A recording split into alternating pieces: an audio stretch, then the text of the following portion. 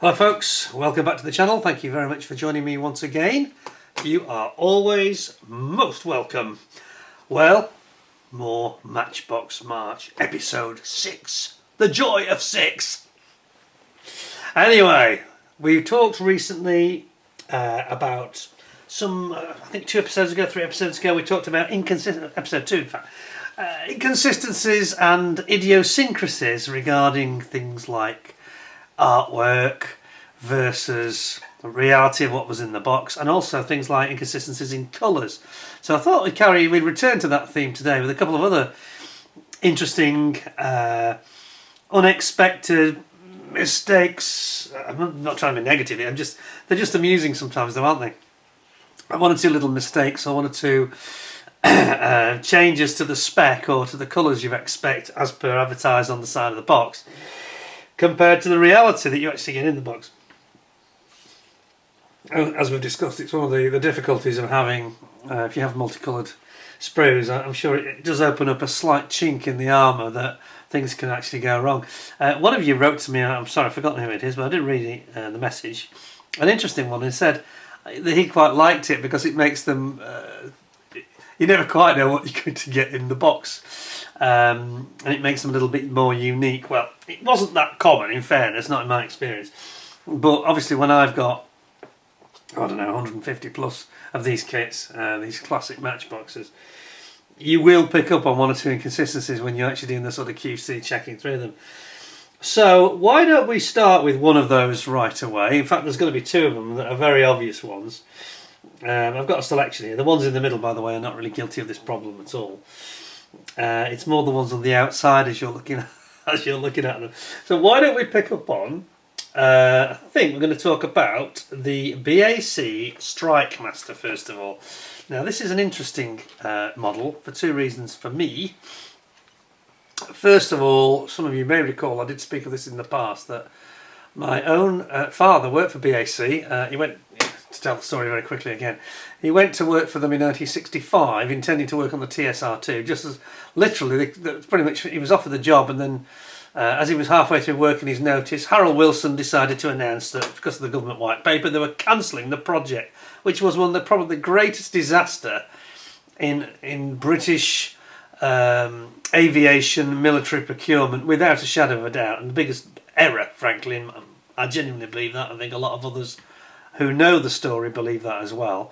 And then they did this thing where they went and destroyed everything to do with TSR2 was destroyed in a matter of hours. Absolutely astonishing and irresponsible vandalism. And this angered everybody from Roland Beamont, the designers, a lot of the people who'd slaved over them in the factory to create what was probably the world's most advanced aircraft. Not probably, for sure it was, and would have remained in service with the RAF for anything up to 30 years in my view, and the rest, frankly. Anyway, I'm digressing. So this is the project he ended up working on. He worked on the Strikemaster, and he was a design draftsman, and he ended up working on some of the very minor, in fairness, very minor tweaks to do with things like strakes and aerodynamic tweaks. There was an issue where they found it was stalling, and they did some tweaking around with strakes that helped the stall characteristics slightly. Anyway, I'm digressing. But this is the Matchbox one. Now, what is the problem with this kit? Well, I have to say my dad was delighted when this came out. So this is a 1973, yes, an original 1973. And of course it's an export model, the Strikemaster, so you won't see it in the RAF as such. So it was going to be sold to places like New Zealand Air Force, Royal Saudi Air Force, you see here, Oman, and various other export markets like that. And the problem with this kit is simply, and this is a theme we're going to follow in a second, the basic problem with this kit is the weapons. It's the Buccaneer scenario all over again. So look at the weapons that this aircraft is obviously on a low-flying, low-level practice strike over the Bay of Plenty, New Zealand. And he's firing off his Matra rocket SNEB rocket pods, which regrettably are not actually included in the kit at all. Makes no reference to them on the side, and then when you actually get into the kit, we'll have a look at this right now. By the way, this is not one of the better ones I've got. I do have another example of this somewhere. Yeah, I actually have 2 more examples of this. and they're all pre-wrapped, completely mint condition. But they are the later iteration, still dated 73. Interestingly, on that one. And on the other one, I think that's the same actually. Oops! Oh, he's dropped it. He's dropped it. That's not a good thing. Better get that one on eBay now. Ah, no damage. It's okay. Now this is interesting because this is 73. Now there's actually, I'm going to zoom back because this is definitely worth discussion actually. Other iterations of the box. Now I thought it was strange that this has got this very small window. You did see occasionally, but they tended to be the later issue. Underneath, I think that that's actually still got the tape on it. Okay, so this has been shrink wrapped after the factory, I'm pretty sure. I think it has. But it still has the tape, it appears to be sealed. The tape's sealed. So this is the original, even though it's shrink wrapped, maybe later. Possibly by the factory or possibly by a wholesaler. That is the original design with the big window. One that's in my hand we're going to look at though has got the small window. And that came along in about the late 70s, about 77, 78. So that's quite interesting. It doesn't say that, of course, but you have to take my word for it. Because that's when they sort of appeared. In fact, late 78, 79, they became quite popular, this small window, but it didn't last long. It lasted about a year. And then they were gone. Anyway, so, going back to the weapons, the very impressive weapons that it's firing. As you'll discover in a moment, got our sprues here. Also, here we go again, talking about inconsistencies, and this is a classic of it. Here we have this slightly strange combo of these pale blue wings and a light creamy fuselage, which bears no relation to the actual colour that they've chosen, which is kind of a coffee colour, would you say? Sort of a cappuccino-y coffee colour. So again, not really as advertised. So we're going to check with the other one that's got the window, just to see what the colours in that are. Okay, so in that one, in fairness, I don't know if you can see this. I'm obviously not going to unseal it, but you can clearly see that they are, if I do it this way, you can clearly see that they are not the same colours. That they have actually got something that's more like the sort of colour that is advertised. So that is, again, that tells me that that's the original. And this is a later version where they've going to change to different coloured plastic for reasons unknown, but not a very attractive colour, to be honest. And I don't think it goes particularly well with, if I just draw this back to show you, I don't think it goes particularly well with our, the two colours don't particularly go well together, if we're honest, do they? Anyway, that's not really what we're talking about, but here are the weapons. Here are the rockets that you're going to be looking at. Well, hang on a second. That's not a SNEB rocket pod, is it? No, it isn't. So what they've done, whether there's been, again, confusion with the brief to the artist, if you look in the background, this one is obviously firing its SNEB rocket pods. Just come back slightly. Firing its SNEB rocket pods. But in the background, this is actually the spec that you are going to get. Which I think is, again, it's another one of these examples where Matchbox had the artwork, and I'm sure Roy Huxley, who did this one, pretty sure that he was given the spec as the spec was the spec, and then they've changed their mind of what's going in the box, or there's been confusion about what the spec's supposed to be. And you end up with these very boring looking rockets that hang down on a rail, like so. Not quite the same, and nothing like as, to the young mind, i.e. mine, and probably most of you, that's not as exciting as this is. Those look really cool, this looks really dull to me. And there we go. Now, that is not an isolated case. Not an isolated case with Matchbox. I'm not going to go through the rest of the kit. I think that I just wanted to make the point about, again, we have a colour inconsistency, and again we have an even bigger inconsistency with what's actually included and not matching the art, arguably. You could argue it does match some of the art, but it's a bit, you know, you can imagine me, for example, I was actually very disappointed for this kit, just for that reason only. And, you know, we know what, from my father, what he told me, we know what weapons were supposed to be on the kit. On the aircraft, I should say. I'm in a bit of trouble here. We're having a bit of a rebellious streak from the plastic. Just bear with me a moment. There we go. There we are. That's all right there. So we know what it's supposed to look like, because my dad worked for them and he was involved in the project. So, no. Sorry, that's a little bit disappointing. Kind of let us down a little bit there, Matchbox.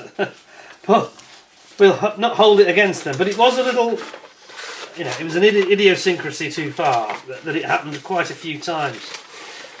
So there was obviously something going on, whether it was an individual who was doing things different to the artwork for some reason, or whether it was cost, I don't know. Here's the other one, here's the other even more famous example, the Mirage 3C from Dassault. And on this one, it's a real boo-boo because, and this was so bad that they had to revise the artwork later, only about a year or 18 months later, so it wasn't long. So here we've got these brilliant looking Mirage 3Cs over the Cape of Good Hope in South Africa in 1964. That's when the painting is off. And they've got their underwing drop tanks, very typical for a training mission or whatever.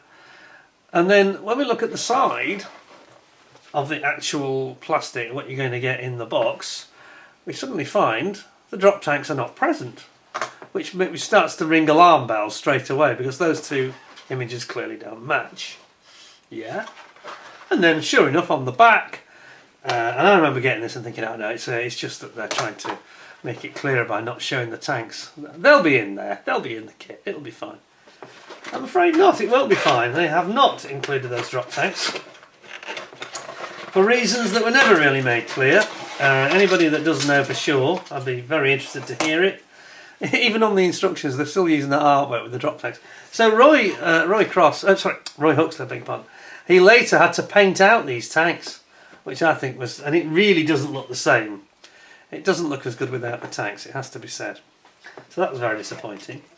At least they got the colours right this time though. If you actually look at the colours of the plastic, this sort of slightly milky dark blue, and this beautiful sort of baby blue, well that's exactly as advertised, so they got some of it right, you know.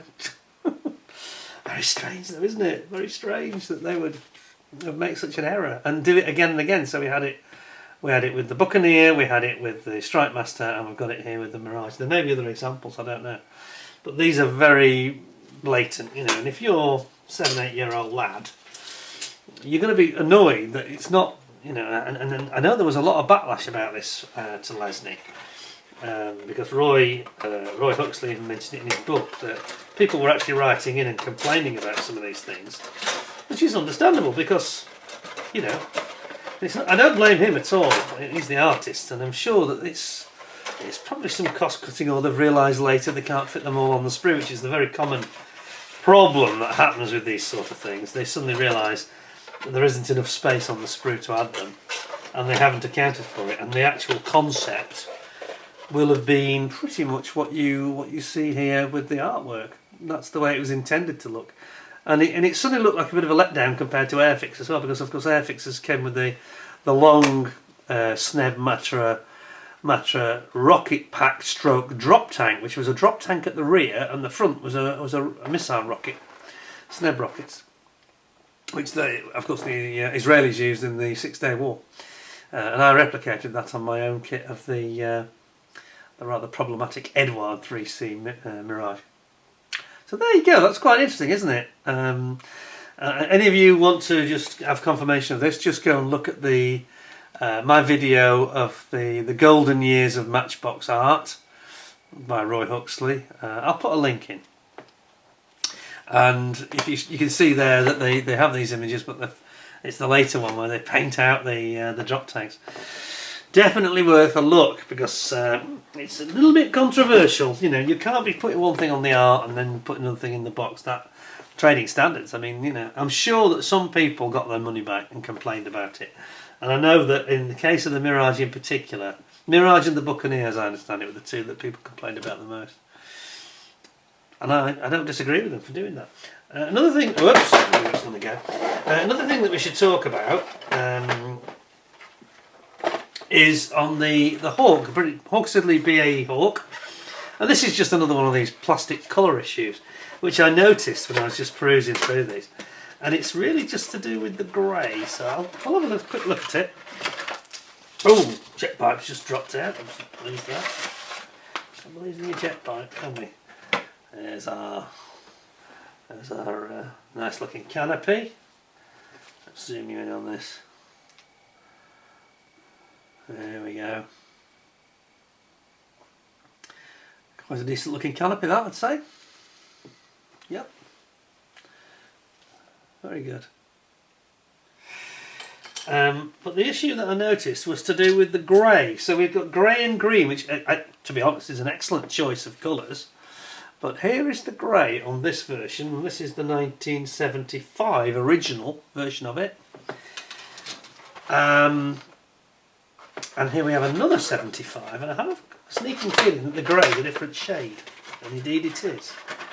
And this is just a possible bit of a production quality issue, maybe, rather than anything else. But you can see what I mean if I get them out to compare them. So we've got two different shades of grey there.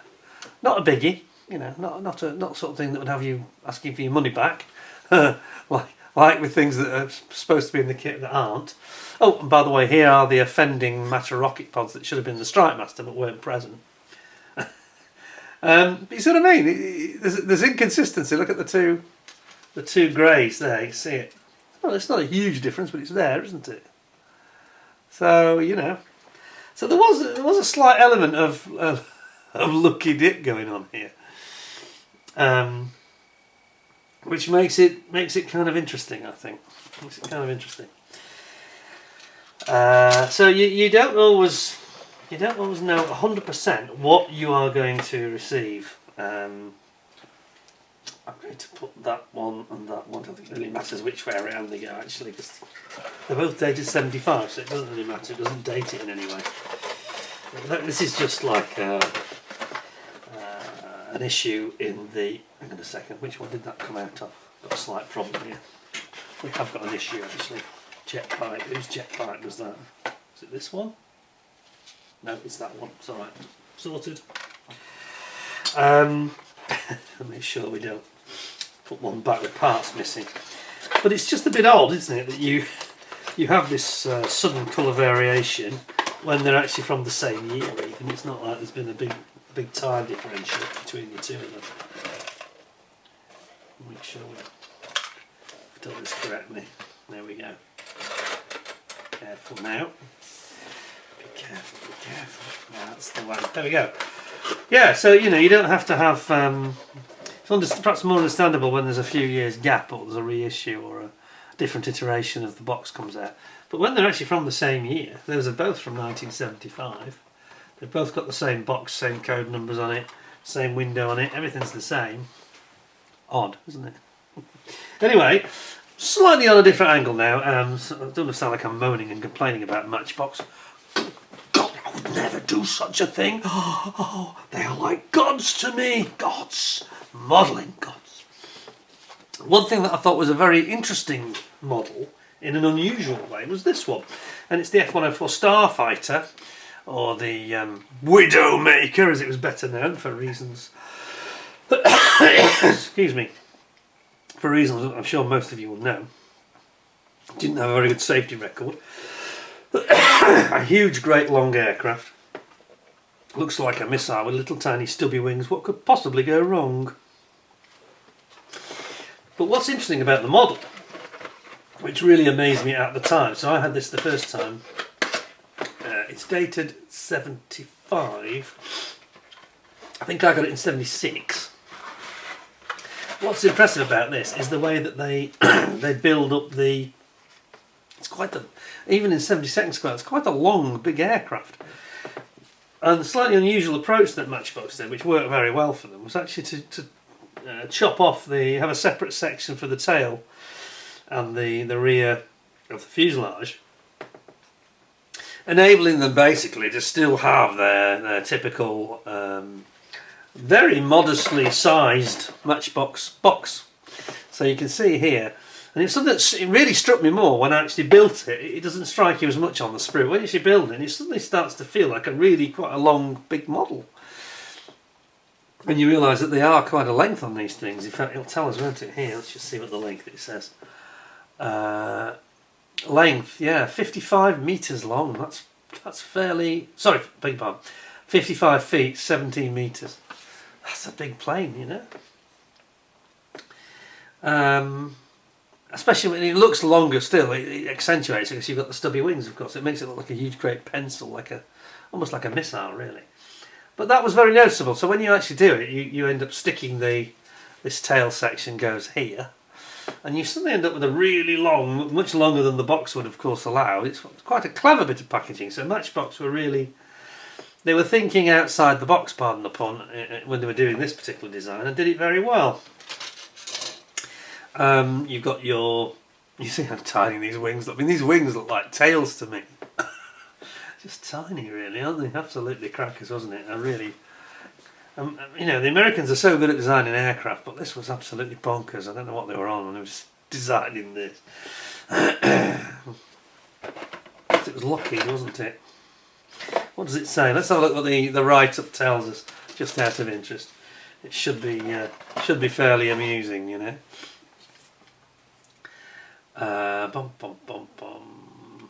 Just says Starfighter. It doesn't say Lockheed, but it is, isn't it? Yeah, it's Lockheed. Of course, they were trying to sell it to everybody, but the Luftwaffe got sort of bounced into having them in Germany. But they had quite a poor accident record, it has to be said. They were very tricky in bad weather, tricky to land. There is actually some film of, forgive me now because my memory's going to fail me, I'm sure, but I saw some film a few weeks ago, or a month or two ago, one that was rocket assisted takeoff version that they did of this, where it literally blasts off on almost like a missile ramp, and it literally blasts off with these rockets strapped to it. It looks like a death trap. That's even before it lights up, you know. But on the video footage, you can actually see it blasts off. Was it called Stark or something like that? Anyway, it had this code name. And it was dropped. It wasn't widely adopted or anything. But it just shows you some of the sort of in the mid-late 50s of these batty designs that were coming out. Absolutely crazy. Anyway, this is in the Royal Canadian Air Force. This is one for our friend Steve Keffer. Steve's vintage model built. I'm sure that this is one for him. Roy Huxley's artwork. Says it's at the Tiger Meet here. NATO Tiger Meet at Lucas. Lucas, of course, is just on the other side of the Firth of Forth, and it's northeast of Edinburgh. She used to be a Phantom base, didn't it? But it's a really nice kit, and I remember it was almost to me a little bit like this element of this tail section being separate. And you think, when you start building it, you think, oh, it's really big. You know, it's almost like a little TARDIS model. It's actually much bigger than you think it's going to be, because it has a separate, has the nose cone as well. So the nose and the tail are separate pieces. When it's all assembled, it looks quite long and almost looks most peculiar, doesn't it? Quite an ungainly aircraft. But anyway, there we go. And it has the most ungainly looking undercarriage as well. You know, slightly swan-like. It has to be said. And you can see that, you know, it really comes home to you what I'm talking about when you see the instructions here in this particular frame 5. That's when you really understand what a slightly quirky design it is, and how Matchbox have got round the problem of how to get such a long aircraft model onto sprues into their very modest average to small size box, and that's the answer. And you look at it and you think, wow, that makes it long, doesn't it? And you've got a tailpipe sticking out as well, you know. Amazing, amazing. So you end up with quite a substantial looking model. So that's that one. And just finally, wanted to look at the Sabre, which is a nice kit with another piece of absolutely knockout artwork, it must be said. Let me just put our Starfighter away. Widowmaker. One thing's for sure, if you're going to be a pilot on one of these, you make sure that your stash is going to be properly sold on, and that your life insurance payments are well up to date. Because there are some horrendous stories in Germany, especially, about them crashing. Anyway, F-86 Sabre, America's first operational jet fighter to see combat. And of course took on the MiG-15s in the Korean War with great success, it has to be said. Incredibly aerodynamic, beautiful swept wings, fantastic, and a lovely bit of art, isn't that lovely? Another one of Roy Huxley's absolute gems. And then you can see here it's got this. It's got 1975, so they're obviously having a. This is like the Strikemaster, the proper Strikemaster again, with this smaller window appearing. It's like they were trying to cut costs a little bit, isn't it? In Matchbox's defence, though, I would say that the big window, they were a bit lacking in durability on the box. I mean, and they would often come unstuck, and many of them, I'm sure, lots of you have seen examples where they've come unstuck the glue, just a hot melt glue that's used, and it was kind of flimsy in the way it was designed. I think the shape of this window lends itself to, gives it a bit more strength around the outside when it's bonded on the inside. Anyway. Here we have again some interesting plastic colours in terms of the concept on the side and the reality inside. Not hugely different, not hugely, but there is some differences. Let's have a little look see. In that, again, this is rather like the Hawk. Well, we've got they're showing this sort of a pucey sort of colour as the fuselage, and then the reality of the kit inside. It's just grey. There's nothing wrong with that, but it's not quite. It's like the opposite of the Hawk. The Hawk was showing it grey, and it was kind of pucey coloured. So again, it's almost as though they've been on side by side production lines, or very close to each other. These two. Little problem there, I might have to just deal with that. But it's very nice, and it's got recessed panel lines. This is a nice model, actually, I've got to say. And then you've got your wings over here and your main wing sprue. I don't know, I just like this one. I think that would be a nice one to build. What am I saying? God almighty! I'll be struck down if I keep saying things like that. Maybe if you wouldn't want to build this beautiful original version that I've got in my hand, but maybe if you've got the later Revell issue, maybe that would be of interest to you. But they're nice, aren't they? Nice kits. Just strange, this variability of colours. I mean, it's not the end of the world. It's not a deal breaker. But if you do have, I've only got one of these actually. I think I've only got the one. So it's the only Sabre I've got, so I can't compare it, but I'm pretty confident that it's another case where they have strayed a little bit on the colour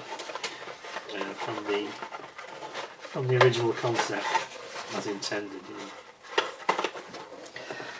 Something else I wanted to just add, when we talk about Matchbox and the end opening boxes, which I'm not a fan of, you can see how challenging they are to open compared to those lift top boxes that I've shown you.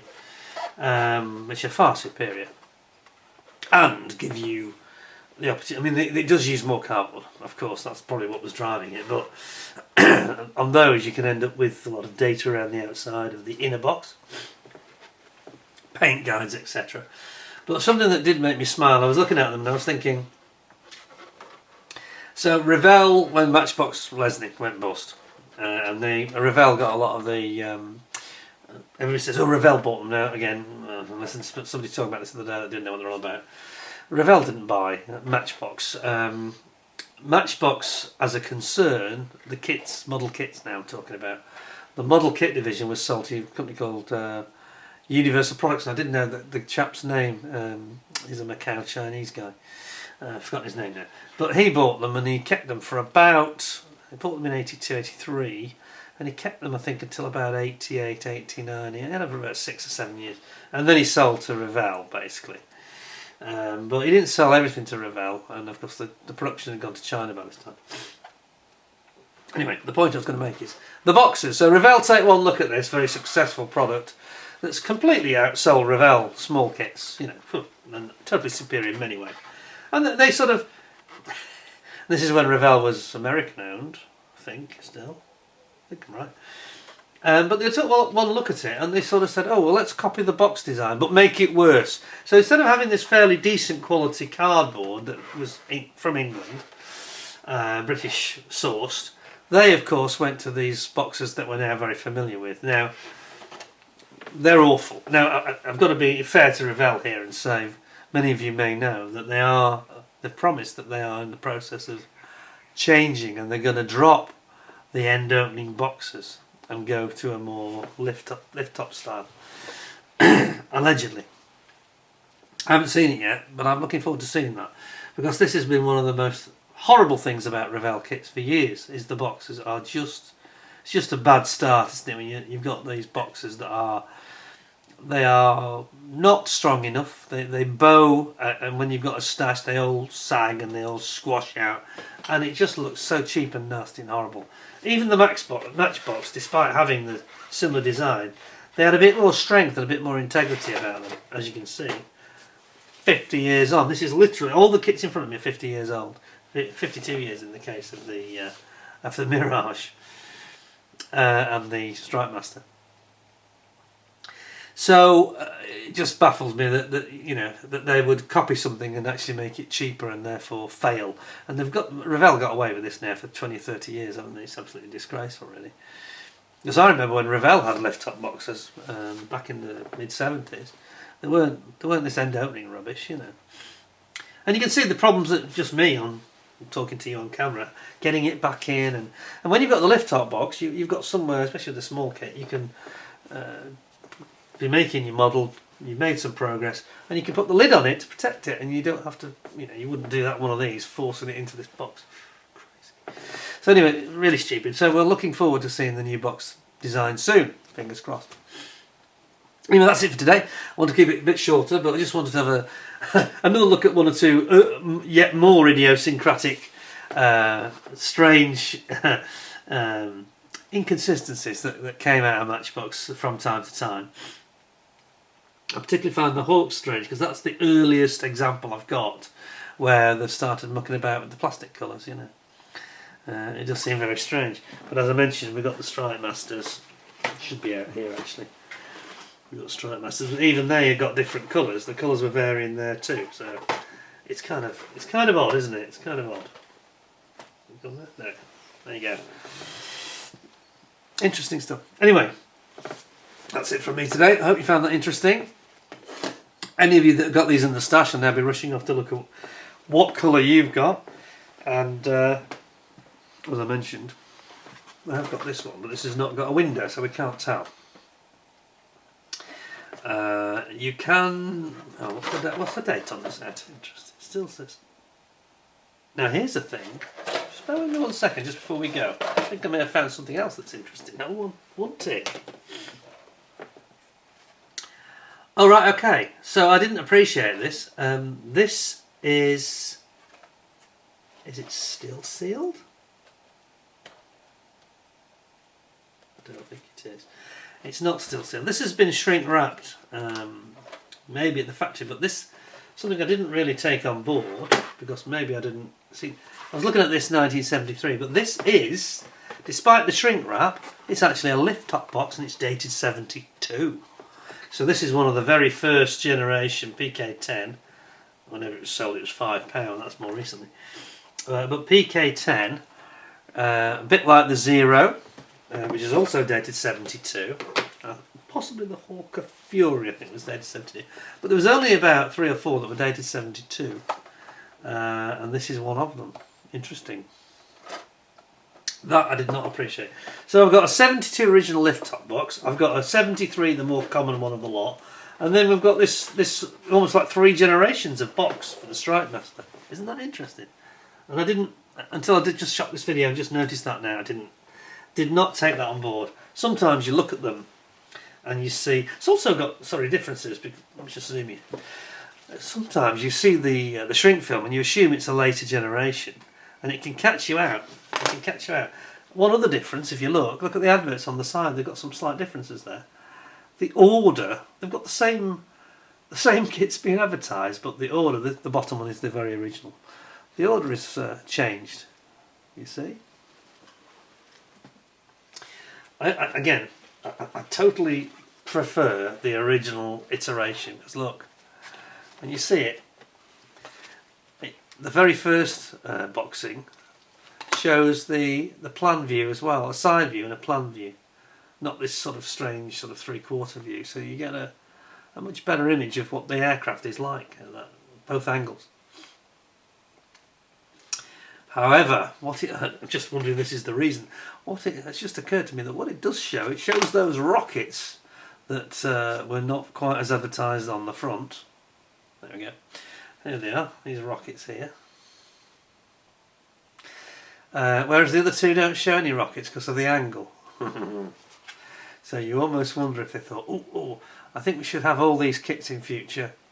Perhaps somebody decided we'll have all these kits in future at this 3/4 angle, so you can't see what the underwing stores are. Who knows? Who knows? But again, interesting oddities, you know. Anyway, I hope you enjoyed the show. I thought it was interesting. Plenty more to come. I'll give you a little bit of a taster of what you might be seeing in the very near future as Matchbox March continues with Matchbox March episode 7. We're going to heaven. And this is just one that I can reach. We have got all sorts coming. Look at this. Oh, suits you, sir. Oh, dirty. You want it? Of course you do. How much is that going to cost you? You can actually pick these up for about £40, a decent one, but I say decent. I've got 2. Neither box is absolutely perfect. This is the better box. They all dish because they're quite a big, expansive cardboard, and they all dish over time. But this one has only got very minor creasing, slight fading. It's like it's been in sunlight at some point, only a little bit. It's okay on the side, as you can see. But yeah, that's what's going to be coming up in the near future. We've also got the Spitfire. We've got the red range. Still haven't got into the orange range yet. I mean, we're just just making my way through, you know. But I hope you're enjoying it. If there's any you want me to sort of show in a bit more detail, just say the word and I'll dig it out for you if I can. And in the meantime, thank you very much for watching. Hope to see you again soon, and you'll continue our Matchbox March odyssey through their range and some of the more memorable and enjoyable kits that they made. And I think going forward, I think there's less grumbling because we're going to get into the orange and red ranges, which are the ones I really enjoyed the most. So stay tuned. Thank you very much for joining me. Take care of yourselves. Until I see you next time, thanks very much. Stay well, stay safe. Until next time, thanks a lot, and bye for now.